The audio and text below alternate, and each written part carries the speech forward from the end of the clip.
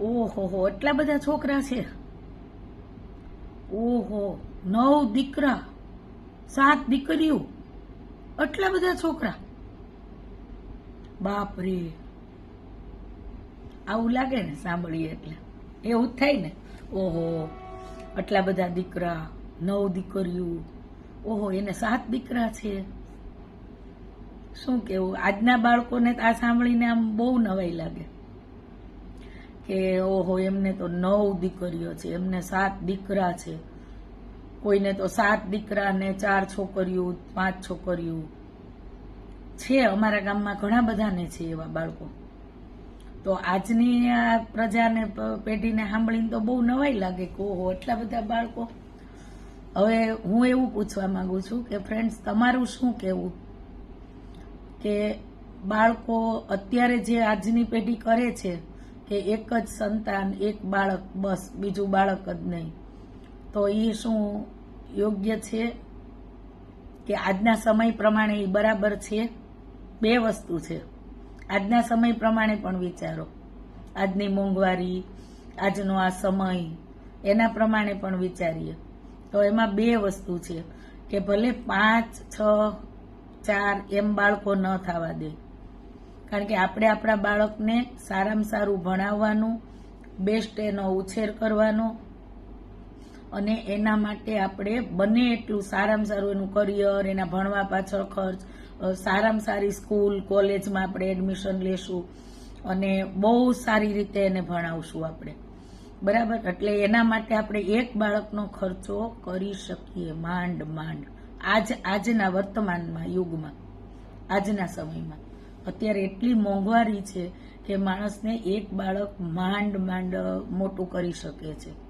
એટલે આ નવા બધા જે આજની યુગના જે જેનજી કહેવાય, નવા બાળકો, યંગસ્ટર, એ બીજા બાળકનો આમ વિચારેય નથી કરતા. એ લોકો એક જ બાળક, એમ કે બસ બાળક જોઈએ એમ, પણ બીજા બાળકનો વિચાર નહીં કરવાનું કારણ શું? કારણ 2-3 કારણ છે, પણ ખાસ કારણ તો મોંઘવારી છે કે ભાઈ તમને સારું એજ્યુકેશન ના આપી શકો તમે, એક એ વસ્તુ છે. બીજું એક ગલત પણ છે એમાં કે ભલે મોંઘવારી ગમે એટલી હોય, થોડી સ્કૂલની તમે જાતું કરવું, થોડું બીજું જાતું કરો, ગમે તે કરો ને, એકદમ જે ટોપમાં ટોપ લેવલની સ્કૂલ હોય એમાં ના ભણાવો, થોડી લેવલ નીચેના લેવલમાં ભણાવો, એનામાં હશે તાકાત એવી તો એ તો બહાર આવવાનું જ છે ને બાળક, ભણીને સરસ પર્સન્ટેજ લાવીને. બીજું એવી કોઈ કોમ્પિટિશનમાં ન રહેવાય કે પેલા એ 99 માર્ક લાવ્યો છે તો મારો છોકરો કે છોકરી 99 માર્ક લાવે, જે લાવે એના પ્રમાણે એ લાવે, પણ એનું સરસ એજ્યુકેશન કરી અને એની સ્કિલ હશે તો એ જોબ હોય કે બિઝનેસ હોય એ ડેવલપ કરીને આગળ વધવાનું જ છે. એ તો ગોડ ગિફ્ટ હોય છે, કુદરતી હોય છે. બાકી બહુ એજ્યુકેશન કરાવો, ગમે એટલું ભણાવો તો પણ એ આગળ નથી વધતા, અથવા ભણવામાં વન સાઈડ બહુ હોય એનો વિકાસ અને બીજું ડેવલપ થયું જ ન હોય, વિવેક, વિનય, એના બીજા વસ્તુમાં ક્યાંય બોલવું, ચાલવું, એવામાં એનો ડેવલપ જ ન થયું હોય, ખાલી વન સાઈડ જ થયું હોય, બહુ ભણી લીધું, તો એ પણ ગલત છે. તો હું કહેવા એવું માંગુ છું કે એક બાળકને સારું એજ્યુકેશન આપવું, મોંઘવારી નડે છે એટલે અત્યારના બાળકો એક જ સંતાન કરે છે. તો હું અત્યારે એવું કહેવા માંગુ છું કે એક નહીં, ખાલી 2 જ સંતાન કરો, એક નહીં, સાવ એક નહીં, 2 સંતાન હોવા જરૂરી છે. 2 સંતાન એટલા માટે કે એને બેન મળી ગઈ, એને ભાઈ એકબીજાનો ઓથ રહે, જ્યારે પેરેન્ટ્સ ના હોય ત્યારે એક માના સંતાન 2 હોય તો એ બંનેની જોડી કાયમ માટે રે. એના દીકરા, ફઈ, ફુવા, કાકા, દાદા, મામા, માસી, એ બધા સંબંધો ભવિષ્યમાં ખતમ જ થઈ જશે. તો કોઈ મામા નહીં હોય, એક જ દીકરી હોય ને તો એના ઘરમાં એ ફઈ બને કઈ રીતે, મામા કઈ રીતે, બહુ ઊંડું ચલાવવું પડે એવું છે, કઈ સમજાતું જ નથી. તો કહેવાનું એવું છે કે એક નહીં, 2 સંતાન હોવા જરૂરી છે. આ મારા વિચાર છે, સાવ એક સંતાન નહીં. એનું પોતાનું સગું એક તો બેન કે ભાઈ હોય, ભલે ચાહે 2 દીકરીઓ હોય, 2 બહેનો હોય, અથવા ભાઈ બહેન હોય, એ હોવું જોઈએ. જ્યારે પહેલાના સમયમાં આપણા જ કાકા દાદા કેટલા બધા છે કે આપણા દાદી દાદાને કેટલા સંતાનો હતા, અને કેટલું વિશાળ કુટુંબ હતું.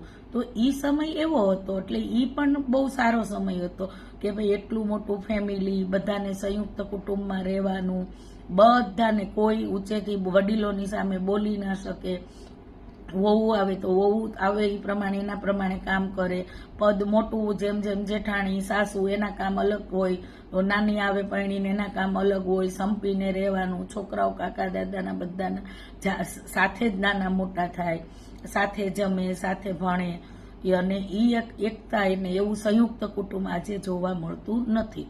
પણ એ સમય એવો હતો કે ત્યારે કોઈ એવું નહોતું કે મારા 9 બાળકો છે તો 9 મારે કોઈ એન્જિનિયર બનાવવા, કોઈ ડોક્ટર બનાવવા, કોઈ વકીલ બનાવવા, એવું મા બાપે કોઈ દિવસ સપનામાં વિચાર્યું નહોતું કે આપણે આવા ભણાવવા કે આવા. બસ એ થેલી લઈને ભણવા મોકલી દે. એ કોઈ 7 ધોરણ પાસ થઈને કામ ધંધે ચડી જાય, કોઈ 10 પાસ થઈને કામ ધંધે ચડી જાય. એનાથી સમય આગળ આવ્યો તો થોડાક પીટીસી કરાવવા મળ્યા કે બીએડ કરે. પછી છોકરાઓએ પણ એટલી ખરાબ પરિસ્થિતિથી જ ભણ્યા હોય, ગવર્મેન્ટ સ્કૂલમાં ભણવાનું, પછી હોસ્ટેલમાં પણ એવી હોસ્ટેલોમાં ભણવાનું જેમાં ઓછામાં ઓછો ખર્ચો આવે અને પૈસા બચાવવાની, કોઈ સાઈડમાં કાંઈ વર્ક કરીને પોતાની ફીના પૈસા કાઢે. આ રીતે પછીની જનરેશનમાં એ રીતે આગળ આવ્યા અને એ રીતે એના ટેલેન્ટથી આગળ વધીને ભણ્યા અને નોકરી સુધી પહોંચ્યા. પહેલાં એ નોકરીનું નહોતું પહેલાં.